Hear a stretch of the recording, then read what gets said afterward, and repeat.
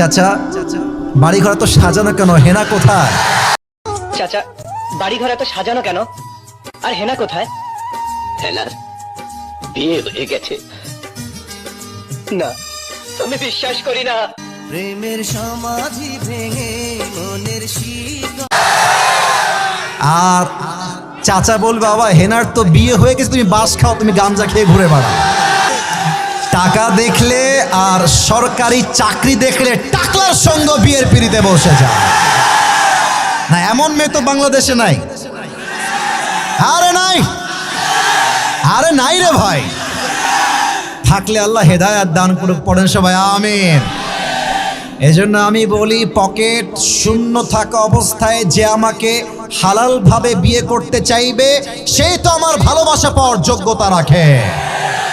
আর যে আমাকে প্রতিষ্ঠিত হওয়ার পরে চাইবে, বুঝতে হবে সে আমাকে ভালোবাসে নাই, সে আমার অবস্থানকে ভালোবেসেছে। আচ্ছা, তোমরা কি জীবনে ভালো কিছু করতে চাও কি চাও না? ভালো মেয়ে বিয়ে করতে চাও কি চাও না? আব্বা আম্মার মুখকে তোমরা উজ্জ্বল করতে চাও কি চাও না? আমি আজকে এমন কিছু কথা নরসিংদের মাহফিলে বলবো যেটা আমি আগে কখনো এইভাবে বলার সুযোগ হয় না। আজকে বলবো কারণ আমার সব ভালোবাসার মানুষগুলো আমার সামনে দাঁড়িয়ে আছে, বসে আছে। আমি তোমাদের সবাইকে অ্যাড্রেস করে একটা তিতা বাস্তব কথা বলতে চাই।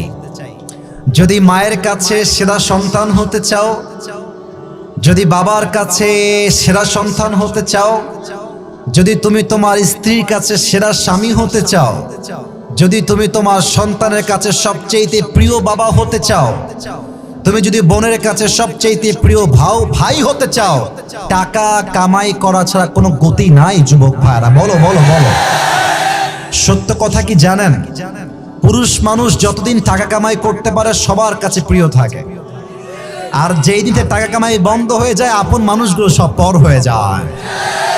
এজন্য আমি সবাইকে বলবো সময় থাকতে টাকা কামাই করো হালাল ভাবে, অনেক বেশি ব্যবসা করো, চাকরি করো, উদ্যোগ নাও, প্রতিষ্ঠিত হও জীবনে। যদি তুমি তোমার জীবনে হালাল ভাবে অনেক টাকা কামাই করতে না পারো যুবক ভাইরা, একদিন সময় আসবে তোমার জীবনে হয়তো তুমি এসে বলবা চাচা বাড়িঘর তো সাজানো কেন, হেনা কোথায়? আর চাচা বলবে বাবা হেনার তো বিয়ে হয়ে গেছে, তুমি বাস খাও, তুমি গাঞ্জা খেয়ে ঘুরে বেড়াও।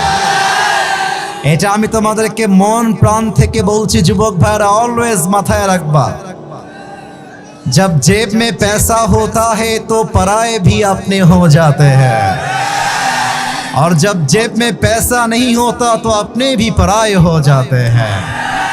পকেট ভর্তি টাকা থাকলে ভালোবাসার মানুষের কোনো অভাব হয় না বাংলাদেশে, আর পকেট খালি হয়ে গেলে ঘরের আপন বউটাও পর হয়ে যায়।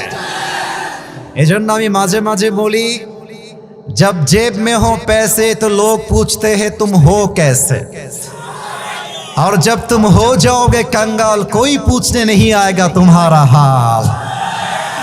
পকেট ভর্তি টাকা, বলবে হাউ আর ইউ, কেমন আছেন ভাইয়া আপনি? আর যখন পকেট খালি বলবে হু আর ইউ, তুমি কে, তোমাকে তো চিনতে পারছি না ভাই আমি। এই পুরো দেশটাই হচ্ছে টাকার খেলা। এই টাকার জন্য হাজার হাজার যুবক তার পছন্দের মেয়েকে বাংলাদেশে বিয়ে করতে পারে না, এবং এই টাকার জন্য আমি মেয়েদেরকে অসম্মান করে কথা বলছি না, সব মেয়েকে আমি আসিফ এক পাল্লায় মাপি না। অনেক মেয়ে টাকা দেখলে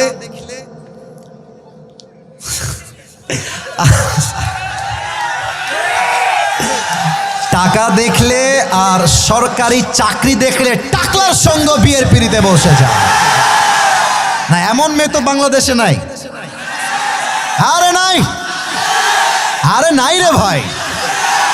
থাকলে আল্লাহ হেদায়েত দান করুক, পড়েন সবাই আমিন। এজন্য আমি বলি পকেট শূন্য থাকা অবস্থায় যে আমাকে হালাল ভাবে বিয়ে করতে চাইবে সেই তো আমার ভালোবাসা পাওয়ার যোগ্যতা রাখে। আর যে আমাকে প্রতিষ্ঠিত হওয়ার পরে চাইবে, বুঝতে হবে সে আমাকে ভালোবাসে নাই, সে আমার অবস্থানকে ভালোবেসেছে।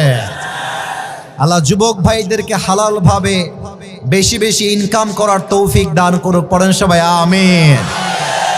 দুই নাম্বার কথা বলতে হলে একটা প্রশ্নের উত্তর দেওয়া লাগবে। আপনাদের বউ আছে কার কার, একটু হাত তুলেন তো। বউ আছে, বউ আছে? আচ্ছা, হাত নামান, হাত নামান। আপনাদের বউ নাই কার কার, তারা একটু হাত তোলেন। স্যার কোথায়? কি অবস্থা এটা? কারো বউ নাই? এ আমি বিশ্বাস করি না। মিথ্যা না সত্যি? সত্যি সত্যি সত্যি। আচ্ছা, হাত নামাও, হাত নামাও, হাত নামাও। আল্লাহ, আমার কলিজার টুকরা যুবক ভাই সবাইকে তুমি দিনদার নেককার বউ দিয়ে দাও। পড়েন সবাই আমিন। যারা আমিন কয় নাই তারা কেউ বউ পাবে না। আরে জোরে সোরে কোন সবাই মিলে আমিন। শেষ message for all the youngsters, for all the young people. চরিত্র রক্ষা করতে চাইলে কম্বল দিয়ে, ল্যাপ দিয়ে চরিত্র রক্ষা করা যাবে না, বউ দিয়ে চরিত্র রক্ষা করতে হবে। আমি আমার আব্বাজানদেরকে বলবো, আব্বাজান, আমার কলিজার টুকরা যুবক ভাইদেরকে সঠিক সময়ে বিয়ে না দিলে যেমন সুবার চরিত্র নষ্ট হয়ে গিয়েছে, যুবকদের চরিত্র নষ্ট হয়ে যাবে। আল্লাহ যুবকদেরকে সঠিক বয়সে বিয়ে করার তৌফিক দান করুক। পড়েন সবাই আমিন।